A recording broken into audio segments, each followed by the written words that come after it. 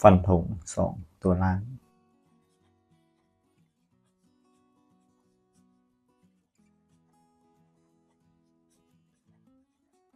งวดวันที่16มิถุนายน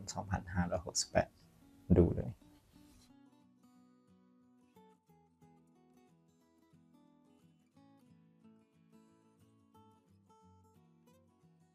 สวัสดีครับ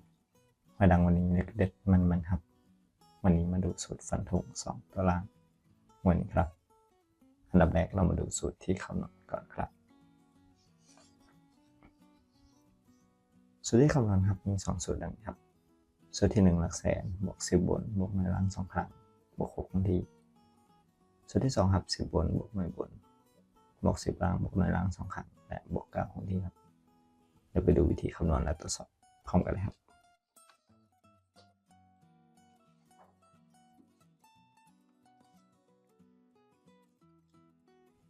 นำรางวัลที่1ครับ2662227ล่าง85ครับมาเขียนคำนวณเป็นเลขจากวันที่16เมษายน2568นะครับจากสูตรครับหลักแสนได้ใช้เลข2บวก10บนเลข2หน่วยล่าง5 2ครั้งและบวก6คงที่ครับจากนั้นรวมตัวเลข2บวก2บวก5บวก5บวก6เป็น20ใช้ตัวท้ายครับสูตรที่1สูตรที่2ใช้10บนครับเลข2บวก1บนเลข7 10ล่าง8หน่วยล่าง5 2ครั้งและ9คงที่ครับ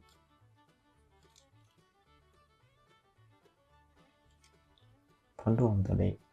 2บวก7บวก8บวก5บวก5บวก9เป็น36ครับท้ายเลข6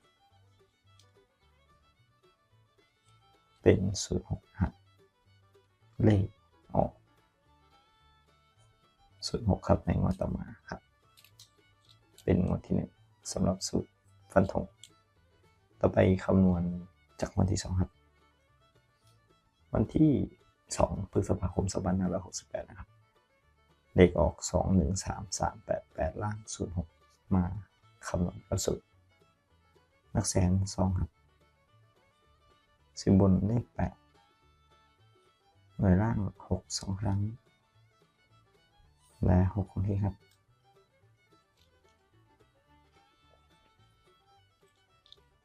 ผลรวมตัวเลขครับ2บวก8บวก6บวก6บวก6ได้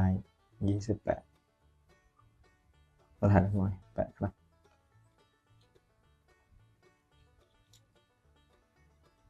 สูตรที่2ครับ10บนเลข8หน่วยบน8 10ล่าง0หน่วยล่าง6 2ครั้งและบวก9คงที่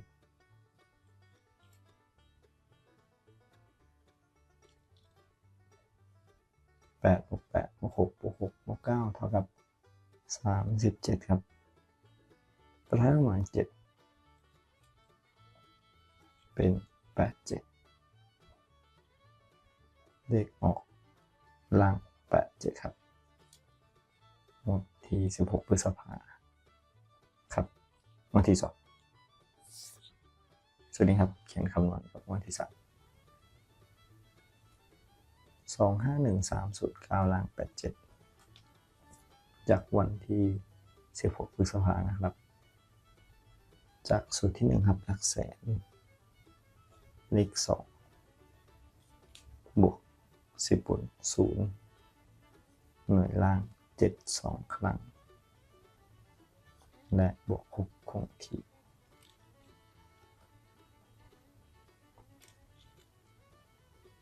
2บวก7บวก7บวก6ได้22ครับตัวท้ายรางวัล2ต่อมาสูตรที่2 10บนเลข0หน่วยบน9 10ล่างครับ8หน่วยล่าง7 2ครั้งและบวก9คงที่นับ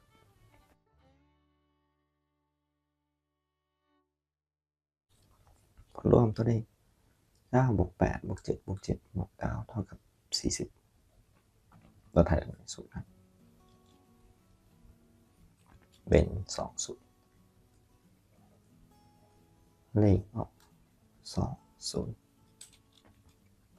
ขับมาตรงงวดที่ 3จากนั้นครับเราใช้สูตรนี้ในการคำนวณในงวดต่อไปนี้นำรางวัลที่ 1 วันที่ 1 มิถุนายน 2568ครับมาเขียนคำนวณ559 352ล่าง20ครับครับส่วนที่ 1 หลักแสน5ส่วนที่ 2 10 บน 5ครับหน่วยล่าง0 2ล่างและ6คงที่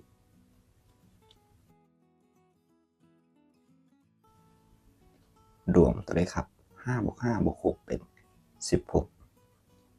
ตัวท้ายหลักหน่วยได้6ส่วนที่ 2 ครับ 10 บนเป็น 5หน่วยบน2 10ล่าง2หน่วยล่าง0 2 ครั้งและบวก9คงที่ครับ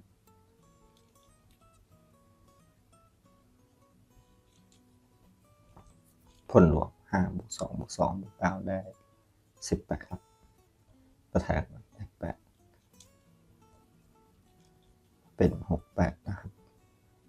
เลขงวด16 มิถุนายน 2568ครับสรุปกันอีกครั้งครับ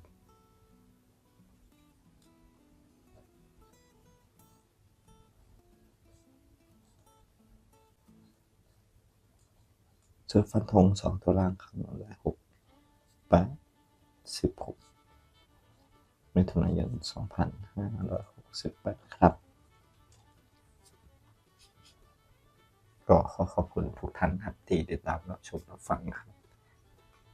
และก็อย่าลืมกดไลค์กดแชร์กดติดตามเป็นกำลังใจนะครับสำหรับวันนี้ขอให้ทุกท่านโชคดีสวัสดีครับ